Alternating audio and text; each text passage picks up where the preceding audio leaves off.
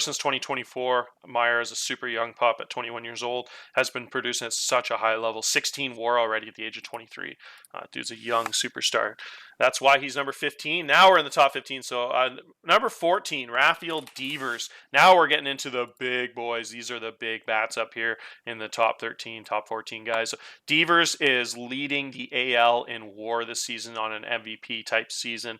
He's always been a traditional slow starter in Boston. It's been a lot of years. He's hit 220 in the first half and exploded in the second half. And this is why he's been so dominant this year. It's probably the first year he's been really good in the first half and held on to it all season. I got a eye improvement in him, and his walk rate went up 2%.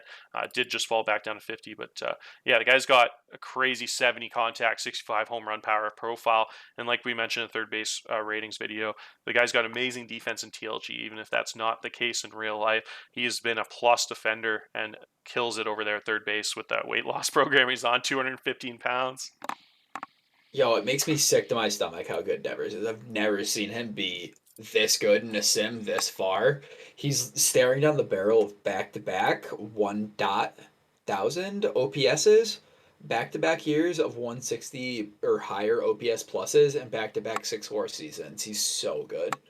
So him and Chris Sale, for those of you who haven't kept up with it quite as intently, they are the only players in the major leagues that have, I'm pretty sure, 99% sure, that have 4 World Series rings. Devers won in 2018 in real life, and he has 3 World Series rings with Boston in TLG. So Devers at the age of 29 has, on top of this already amazing Hall of Fame career at 42 career WAR, has 4 rings. What an amazing career he's had, and still has the potential to win some more this year. They're the favorites.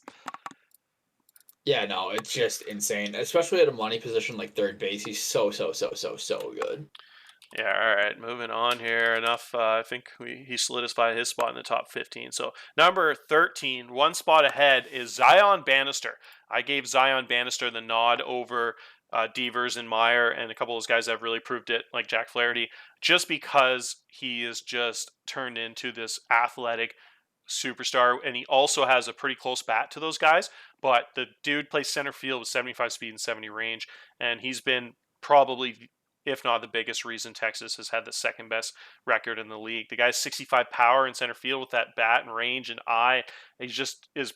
He's probably like another step up from Kelenic. As good as Jared Kelenic is, Bannister's even just that next step because of his defense, I'd say, and his running's a little better. That's just how good he is. I know Kelnic's really good, but I'd add Bannister just a tier above him.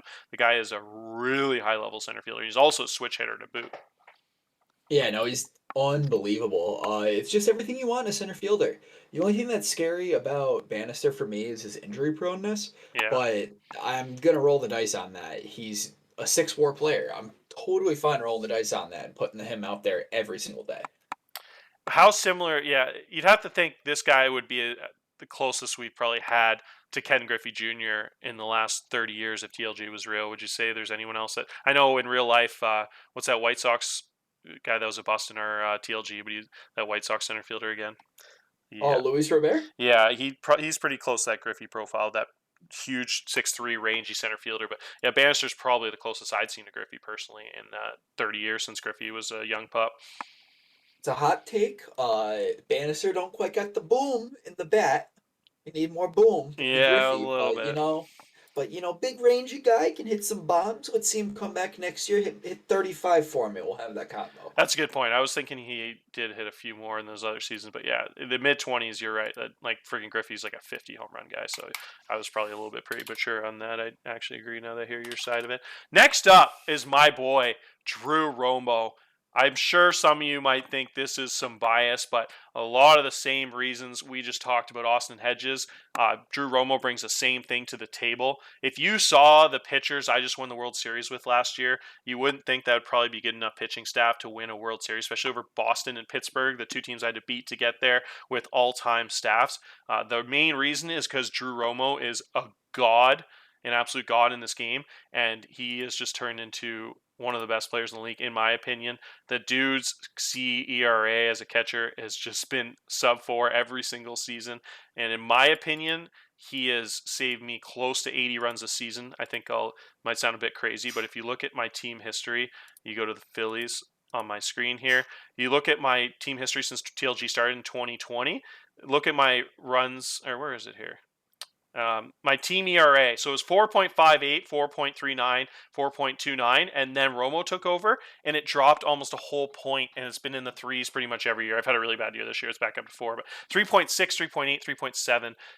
It's just, you can see if you do the math on that, almost a full point. That's up almost 25% over the course of the season. I know a lot's changed. My team is a bit better, but I think there's a legitimate argument that he is pretty much like an 80 saves you about 80 runs. He makes your pitching staff that good. He's so insane on defense. Am I just crazy here, Drew? What are your thoughts on it? No, it's like if you took Adley Rutschman's bat and you added it with Austin Hedges' glove. It's being a switch hitter with this bat profile, I'd be so happy to have that like first base or third base. Nonetheless, the 80 catcher ability, it's just such a valuable position to have somebody that's that defensively sound that can hold their own at the plate. It's insane. He's hitting an 800 OPS this year. It's fantastic. Woo! Get me all excited here. Yeah, the 3.4 offensive WAR on top of the value brings on defense. I mean, I kind of wanted to put him higher. I thought you guys might call me a huge homer if I did put him in the top 5, but I really do think value-wise he brings just as much as those 7-8 WAR hitters, because he's like a 3.5 WAR offensive player, and I really do think he is probably worth 6 or 7 WAR on defense. I know some of you might totally disagree with that take, but that's my true opinion. I think he really is, like, you could argue he's like a 10 WAR guy. He's just been so nuts with what he's done with some of my pitchers in the past. This is probably the worst pitching performance I've had this year, and this is a big reason I missed out in the playoffs. Pretty much the same guys I had last year, and they let up like 70 more runs for whatever reason. My bullpen really blew it in a lot of games. My starters were pretty decent. The bullpen just let me down like crazy. Like almost everyone on my team had like a 5 ERA. So you could argue this year he maybe didn't quite deserve to be that high, but I think definitely what he proved the last couple of years too, and still been really solid this year. And what he was offensively kind of earned his spot. He is, in my opinion, one of the best players in baseball. So moving on, here's the anti-homer in me. I put my division rival Nate Pearson one spot ahead of Romo. Nate Pearson, number 11 on the list as our second highest pitcher. What do you think about the spark plug 80 stuff, 80 fastball, 80 slider beast that you had in Atlanta early on? You traded for him. You must love him. Yeah, no, he's unbelievable. It's like the anti Isaac Escada, where the profile is just completely flipped. When you're throwing 101 and you have like 2 or 3 wipeout pitches like that, you get insane strikeout numbers. Um, Honestly, I think he's probably going to end at like 270 in terms of strikeouts this year. If Oof. not, maybe a little bit higher, maybe like 275. And he might end up tying that 2022 he had. Um, What's insane is that he hasn't won a Cy Young award. Just goes to show how loaded the NL pitching is. But he's a 5 WAR pitcher. He's a 5 WAR pitcher that can pitch in any opportunity or any position, except Game 7 of the 2022 World Series. I had to throw the little shot in there. I don't think he'll ever be able to get over that. Always, always. That was a heartbreaker for sure. Yeah, looking at the career whip, so consistent every year. Only 8 starts last year. Every other season, 1.0, 1.1, and led the league in hits against per 9 a couple times. Also led the league in, funny enough, wild pitches. Both the 2 seasons he led the league in hits against per 9 with all that red ink there. But yeah, a bunch of low 3 FIPS. The guy is, and that's without playing with a lot of great defensive catchers and shortstops. They've kind of gone more offense at those positions, so I think the stats would be even wilder if they were on a defense-focused team. Just been an amazing career he's had in Atlanta. It's crazy thinking back to that original trade, how good him and Pache have both been. Kind of a win-win. Pache was such a Yeah, beast. super huge flip getting a starting pitcher for just an everyday Gold Glove center fielder. Next up, another Philly, and again, I know you're going to say maybe this seems a little biased, but I really definitely think Tatis has earned his spot. He was or 2 seasons ago, as I guess now, as MVP at 9 WAR, and then he had a 6 WAR season, and he's had another 6 WAR season. The guy's probably the toolsiest guy in baseball, right up there with Bannister. When you think of his contact, his power, his speed, his 80 stealing, and his Gold Glove level third base defense, do you like that profile or what?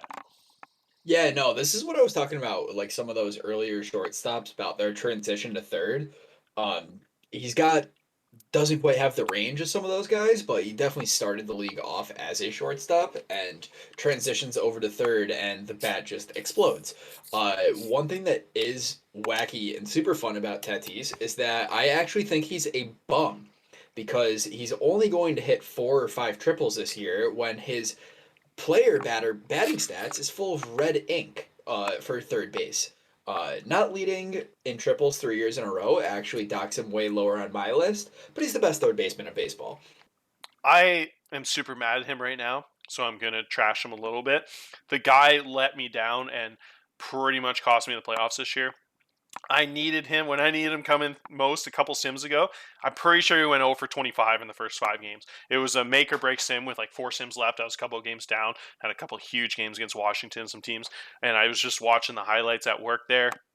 Dude goes 0 for 4, then 0 for 4, and then 0 for 3 with a walk, and then 0 for 5. And I almost threw my phone into the sink full of water. I was so upset because I hate him. I can't really hate him because he hit a 3-run bomb in Game 6 of the World Series against, or maybe Game 7 of the World Series in like the 8th inning, and won me against Boston. You could probably say that's probably maybe the biggest play in Philadelphia Phillies history, or at least in the last like 40, 50 years. I don't know what happened like the 60s and 70s, but so he's always going to be a legend because of that. But really, really a little mad at him right now. I think he really choked on some dick in the second half of the season. Dude only hit 264. How's a guy with 80 contact and like 70 speed hit 264? You're kidding me. Like, was he just taking the year off after the World Series? Drank too much beer in the offseason? I don't know. Less triples than Bobby Witt Jr. Brutal. I should probably just trade you for him. Next up, Luke Leto. Luke Leto is not quite the experience Tatis and a few of those guys below him have. He's not a World Series champ with an MVP and a World Series winning hit, the golden moment. But what he does have is dominant traits. Every single thing he has is just above average. He's totally incredible, and he probably could lead the league in WAR like 4 straight seasons if he stays healthy. He led it NL last year in WAR he was behind Trout, but Trout didn't get the red ink because he got traded from the AL. Probably was leading the league in NL WAR this year before he got injured. I think he missed like 3 or 4 weeks, and he's still at like 7 WAR. There's a chance this guy could have 7 to 8 WAR seasons each in the next 5 seasons with his defense in. There's just nothing about his game that will be inconsistent because all he has to do is hit 5-10 home runs a year and still have 7 WAR. So if he does have like an 18 home run season hit with a little more power one year, he's going to have like double digit WAR. So yeah, obviously I know in the past you've talked about Luke Leto and you love him. Just doesn't not much else has to be said. He's one of the most talented dudes in the league and has such an incredible offensive profile. Yeah, it's probably the most valuable player in the league right now because of his age and his profile. He's a 400 OBP guy that can steal bags. He's insane. He will be higher on this list when we do it later. For sure, yeah. I think he's going to make the top 5 once a couple of those old guts retire. I totally forgot about that extension. I'm looking at that now on my screen. 6, 7, 10, 12, 15, 15 per year extension. That he is worth quadruple that minimum. 66 years. He was able to sign that early because of a clause we have where if you win like a big award as an underager, you can get extended early. So you usually can't in our league with the rules till year 3, but he was a rookie of the year, so you can sign that big extension early on. So that is a crazy value pick. The fact that San Francisco are getting him and Potts on like rookie contracts pretty much is just unfair. The dudes combined for like 13 or 15 WAR or something silly this year. What a crazy tandem they have in the middle of the field there in San Francisco. Unreal. Next up, we have number 8. We're getting in the nitty gritty now. Ronald Acuna Jr. What can you tell me about your old star in Atlanta there when you were GM there early on? Oh my God. So it's insane. Acuna is one of those guys where he can either play center field or can be a gold glove right fielder. And the profile is just everything you want in a slugger. You can hit for average, you can hit for doubles, triples, extra base hits, home runs. He'll take a walk, and when he's on base, he's going to steal bags. Um, I honestly think it's really a toss up between him and some of the other people above him if you want to go for pure bat. But what he does lack is some of that either additional utility or, just maybe 1 or 2 key factors being a little bit better in some of the guys above him. He's a franchise cornerstone guy, and one of the things that really adds quadruple the value that you're actually getting out of him is you're only paying him 17 million for a perennial MVP candidate. And 2 more years of that too. Good point. That was such a cheap deal for him. Here's a question for you. Put you on the spot. If contracts were the exact same, who would you take, Acuna Jr. or Tatis Jr.? Oh, taking Acuna 100%. Yeah, 100%. Yeah, what a crazy profile. Both guys are pretty freakish, but yeah, they're both. It's crazy how similar they are. They both got the blue in the top three categories. They both have like 55 I. Both have a little bit lower avoid K, and then both crazy athletes and both about 60 range guys. So it's interesting. Those two division rivals, almost the same age, almost the same profile, and almost the same career WAR. Let's look at that now. Acuna's at 55 career WAR, and Tatis is at 49 career WAR. So yeah, Acuna has a slight edge in that. Really talented duo there in the NL East, going head to head every year. Next up, we have Shohei Ohtani, and again, you guys are probably going to think I'm totally like Homer in here, but I really having three guys in the top 15. But I thought it was fair. If you guys look at what Ohtani's done this season, it's one of the best seasons I've ever seen in the history of baseball. If you look, he's got like 8 WAR. What is it, 4.7 and 3.3? So yeah, that's 8 WAR season combined between pitching and hitting. Probably gives Soto a real race there for NL MVP. What he did for me this year, I swear I'd be like 20 games back if it wasn't for him. It was disgusting what he did. Like there's so many sims where I think if you look at go to his pitching stats and his game log, he had one game since June 2nd that he's let up more than 2 runs. One game in like an 18 start streak. Every single game, 5 innings pitched, 2 earned run, 5 innings pitched, 0 earned run, 5 innings pitched, 1 earned run, 1 earned run, 1 earned run, 0-0. Just one of the craziest second half pitching seasons I've ever seen. Got shelled like 3 or 4 times to start the year, and then finished the year like a 3.5 ERA. So he's pretty much my ace, and is worth like 3.5 pitching WAR in a huge hitters park. And then he went out and led the league offensively in OPS plus at like 160. The dude smashed 41 home runs and only 106 starts. So literally, like, there's a good argument. He's like one of the best pitchers and one of the best hitters in baseball at the same time. The value he brought to me, I'm absolutely in love with this guy. Yeah, and it's just crazy to like daydream about what his numbers would have been if he was an everyday starter with this type of season. If he's kept at this pace, we're looking at like a 55 home run year. I don't know if he'd be able to do that going out there every day, but just combining the bat with the arm, he's very much deserving of his rating. Yeah, I didn't want to risk hitting him on the days he was pitching, so I always on the 7-day lineups I always DH him every day, and then I had him out of the lineup when he pitched, and it seemed to work good for me. But I haven't run. I should probably do like an offline simulation, sim the season like 20 times, and see if he gets injured more. But I've read so many different opinions online. I didn't know how to use him. I've never had him in my team, so when I googled it, I know everyone's got a different opinion, right? Like in the Angels, they two-weight him. He had a little bit of injuries, and then the Dodgers got him, and they solo DH'd him. And then I know I was talking to a couple friends here before the season, and they both were like, "Well, how could he's been with the bat the last couple of years? Why don't you just keep DHing him? It's probably just not worth it to have like a 2 WAR pitcher." But then I think I was kind of considering it, but then I was like, it's just too good as a pitcher. Maybe I'll do like a 6-man rotation. Guy goes out and has like one of the best pitching seasons I've ever seen. Like I said, he went like 15, 20 starts in a row, only allowing like 1 or 2 runs. It was just crazy. So I think it probably was the right move. I could have probably there's an argument maybe if I did hit him on those days he pitched, I'd maybe be in the playoffs this season instead of looking on out a couple games back, because that's a big bat to take out of the lineup once a week. But yeah, it's just you can't. Too bad you can't clone him and have 9 of them, or else you'd win the World Series every year. What a freakish talent! All right, number 6, we got Shane Bieber. Bieber fever. The guy is the most incredible pitcher to watch. The guy only walks 2% of guys, and like I said in that pitcher video, it's hilarious. He's got like an 11 strikeout to walk ratio. It's just hilarious. Yeah, and he's the highest rated pitcher on the board. So this is as good as it gets. Um, Another one of those guys where you look at the ratings and you're like, man, why isn't Nate Pearson better? Why doesn't Nate Pearson have higher up? It mostly comes down to like what they've actually done, ERAs, stats like that. But it just goes to show how good high control can be when you look at a guy like Bieber and you look at Escada. That super high control combined with high stuff is lethal.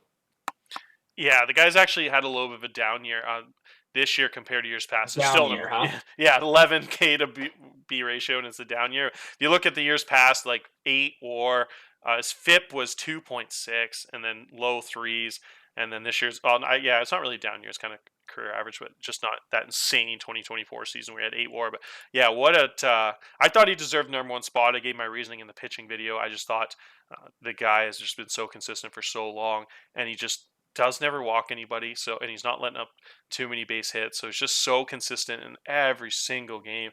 You just can't get on base against the guy. Like every time I hate playing him because I just have all these guys with like high eyes, and I just know they're not gonna be able to get walks, and it takes away like half their offensive profile because they're gonna see some pitches, but they're just not gonna be able to get on base that way. And he just mows them down every time. Like Bryce Harper's profile gets killed against Bieber in every game. He just goes like 0 for 4 with like a strikeout.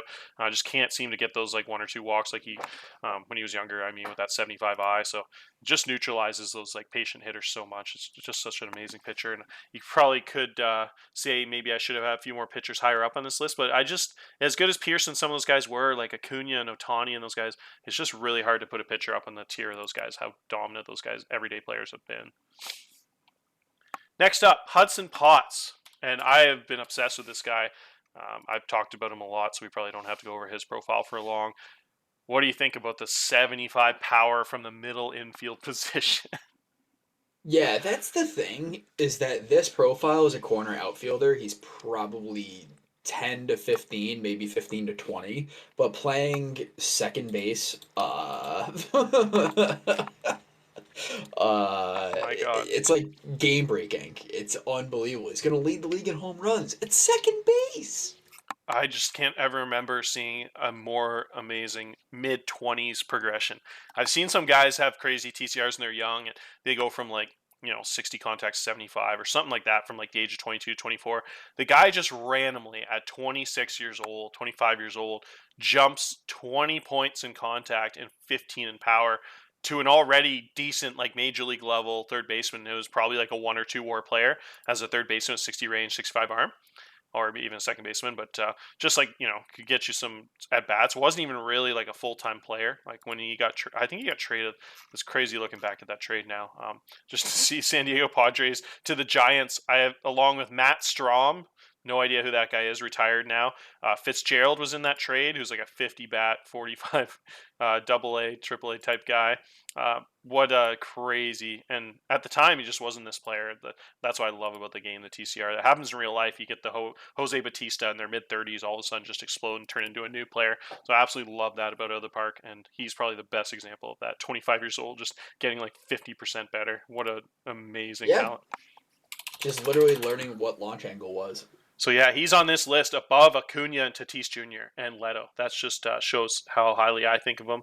You could probably make an argument those guys are all really tightly grouped, and maybe you could put the veterans like Acuna and Tatis have proven at the highest level above them. But I really think that highly of Potts. It's like the word you said, game breaking. It just keeps repeating in my head. Like I really think it is game breaking. Like he's just going to hit 45, 55 home runs each of the next 5 years at second base. 75 power. Like it's just outrageous. I think he could hit 60 home runs if he was in my ballpark. The righty power plays up a Yeah. lot Oh in my yeah. ballpark. He really could have like a 61 home run second base season. Like that's just he has to be in the top 10. And so I have him as high as top 5. Next up, we have Robert Puason, and he is the highest shortstop on this list. I gave him the nod over Luke Leto. Do you agree with that? Yeah, 100%. The bat's just better. Defense isn't quite as good, but at shortstop, you'll take any offense you can get. And he came out and he's going to knock like 35 to 37 home runs this year. I think he's just unbelievable. It's just as good of a profile as you can get for a shortstop. I would do anything to get my hands on a player like this. 5 tools across the board, too. Yeah, 100% on the same page there. I remember thinking like of all the guys I've ever seen TLG, like I've watched some of my friends do YouTube videos on it for like decades on some of the dynasties and watched some of those famous YouTubers do the cool ones like Foolish Billy, and then I can't ever remember seeing a guy as high end as Robert Puason. Like I've seen some shortstops with 70 range and 60 power and 60 contact and get like 7, 8 WAR seasons, but a dude has 75 contact, 75 range, 75 speed, and 70 power. Like he's just unfair, and I think he's just scratching the surface of his potential. It's going to be so cool to see what him and Potts can do with those big boomsticks. Next up, Cody Bellinger. Do you think he's a good fit at number 3 overall? And I think we all know who's coming at 2 and 1. Let's start with Bellinger. The top 3 and 4, you get into these, well, everyone in the top 10, but especially I think this tier at the top 3 with Bellinger and the other 2 boys is just, these are talking about some of the best baseball players in history once you get up here. Yeah, and I think we do this 2 years ago. Bellinger's higher. 2 years ago, Bellinger is number one or maybe number two if you want to get argumentative. This isn't a knock on Bellinger for him being at number three and being like a first ballot lock Hall of Famer. It's more of a testament to the guys above him. One thing that Belly does have going for him, though, is that he is a left handed captain that can play center field. Just an unbelievable profile. It does look as though he splits time between center and right, but it's the dream. It's the dream, but ball player. The dude had 7 zone range in right field this year. It's even better defensively than I thought. Hasn't fallen off at all. That's a crazy thing is if you look at his profile and look at his batting stats, the guy had double-digit WAR 3 seasons in a row, right, from 21 to 23, which is just outrageous. Dominant Los Angeles teams for those years, the Dodgers, and then he's dropped to 7, 6, and 6 WAR the next 3 seasons, which is still ridiculous, but if you're going by statistics, that really is almost half the WAR. He really did have like a 40% production drop off, and if you look at it, it's weird because his ratings haven't gone down at all. Like I haven't had him lose anything other than like he's just fluctuated between 75 and 70 contact for me. The eyes, the only thing that like it went from 70 in 2021, but all those dominant seasons it was already at 65. So he actually has the exact same ratings as the 3 seasons he had like 10 and 12 WAR. So that's what's crazy is he could actually come back at like the age of 32. And the game, my scout's saying that he is that same player that he was when he was like 10 and a half, 12 WAR. So he really maybe even could bounce back and have that double digit WAR season. It's really interesting. He has been traded in a couple things, but yeah, what an insane career he's had in TLG every Yep. season. Look, there's Yep. Yep. so Yep. much red ink on this team. It's crazy. So number 2. All right, do you want to do the honors here and talk about Juan Soto? Yeah, for anybody listening and watching, we had some dialogue about this. Dan had Soto way lower. And my argument is that Juan Soto might be a 10 more player this year. He's the best pure bat. Look at his OPS. You kidding me? He's on base like half the time, bro. Like, That's outrageous. he's 27. This dude's in his prime. Are you kidding me? The only knock you can have on him, oh, he doesn't steal bases. Okay, that's nice. It's great. He's on base already. He doesn't have to steal. Too bad. It's a home run. He's not a good defender. Okay, you go ahead, clutch your pearls in your zone rating. You can be like me in Kansas City, or you can look at the 429, 472, 430 OBPs and the 650 slugging. You can look at that instead. Yeah, that to preface that, I think I had him at number 4. I had originally Puason Yeah, and you Bellinger did. ahead of him, You did. You had and him at then four, Dan. I I just my reasoning was he wasn't a middle of the field guy. I thought he underproduced. Give a couple of reasons here. Thought he underproduced a little bit until these last 2 seasons. Like he had an 80 contact tool and he's hitting 240 and 280. I know his on base super high and he takes a ton of pitches and his on base still really good, but just for me, a guy with that profile, he was getting 4 and 5 WAR, which is really good, but it's still like it was like 2-3 WAR less than some of those other guys that were in MVPs those seasons. So he hadn't quite lived up to that just like generational type bat that he had, and he finally has this year. So it's just I really wanted. It's like you said, no knock on him. I really thought Puason as like a 75 range shortstop and a 70 power guy. It's hard to put a left fielder that doesn't bring a lot defensively to the table over that because those guys are almost as good with the bats like Hudson Potts and Puason. And then Bellinger's the main one. I have him below Bellinger because Bellinger's a center fielder. And like I said, his ratings haven't changed from those like 12, 10 WAR seasons. And he's a center fielder. And he's produced like probably like 15 more WAR than Soto in the last 7 years. And I know it's not an achievement ranking. It's more of like a current ranking, but that does factor in a bit to me. So anyways, that was my whole spiel about like why I had him a bit lower. But you did convince me. I think you're right. He deserves to be over Bellinger. A 472 on base percentage is the number that just keeps jumping off the page at me. The guy gets on base, like you said, almost half the time. And I just keep thinking of Barry Bonds. And I'm like, yeah, you're right. He's just the defense is important, but the offense is really what makes those all-time greats. And the guy hitting 350, winning a batting title with a 300 ISO. Do you think you guys ever won a batting title with the 300 ISO? I guess probably Barry Bonds, but no one other than that really. Like that's just so outrageous how hard he hits the ball, how far he hits the ball, and then how much he gets on base. It's just yeah, it's really really really hard to even have one guy ahead of him on this list, but I had to go with the GOAT. Mike Trout at number 1. What are your thoughts on a guy who looks like he's on pace to pass the Babe as the best player in baseball history, TLG version? Yeah, I'm gonna just summarize the profile in 2 words and 2 words only. Mike Trout. Absolutely. That's Nothing it. needs to be said. What else are you gonna say? Exactly. It's you just keep typing Mike Trout. That's it. No explanation needed. The GOAT, the Wayne Gretzky, the Michael Jordan, the LeBron. I know that's funny because I know 2 basketball players and it's kind of hypocritical, but I really the Usain Bolt would probably be the better example. The guy is on top of the baseball world. 122 WAR. He's he's just never. What's his lowest WAR season ever? Like this 5.4 year, he was traded, right? No, so 2022, 5.4 WAR was by far his worst season ever. No other season was he under 6 WAR, and no other season other than that under like the guy. Yeah, I know at this point it's too fun. I think he deserves it over Soto. I know you said maybe going into this, your first gut reaction was maybe to have Soto number 1.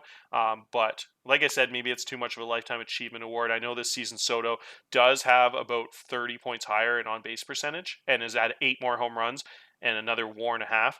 But you know what stands out to me is Mike Trout has a 7.6 UBR. He's the best base runner in baseball at the age of 35. That is just like there's just so many things about this profile that'll just make a grown man cry, and I think he's well deserving of the number 1 spot on this list.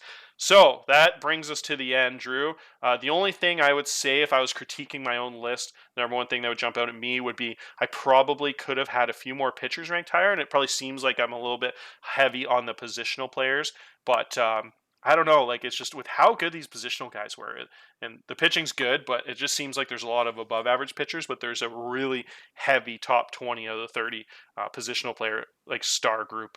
Do you think I probably underrated those pitchers a little bit too much, Escada and Massey and some of those guys? No, I'm taking the bats almost every day.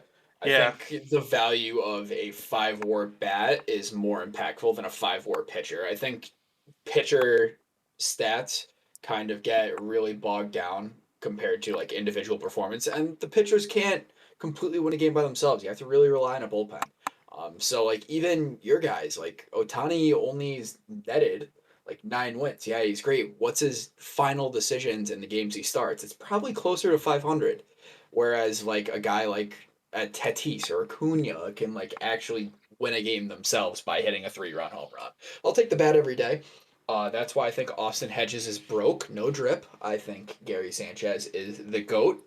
And that's why I didn't listen to a word you said about analytics and Juan Soto, because he hits the ball hard. I don't care about his defensive metrics. He hits ball hard. I like it. It's good. see ball, hit ball hard. All right, guys. I Facts. hope we got some of you guys watch until the end here. I would love to see some comments. I think I'll break this into a 2-part video because it's probably a long one. I haven't looked at the time. I'm guessing we went like at the hour mark. It's a ton of fun. Thanks for coming on, Drew. I really, really enjoyed having another voice on Always. there to go over some of those guys. And this was, I'm sure, a list that a lot of you might have opinions on and disagreements. I know I'll probably take some flack for having a bunch of Phillies on there, but I don't know. I didn't think I was too biased, but I know everyone probably thinks that. I loved it. I love that. It was a good time. So hope you guys enjoy. Cheers.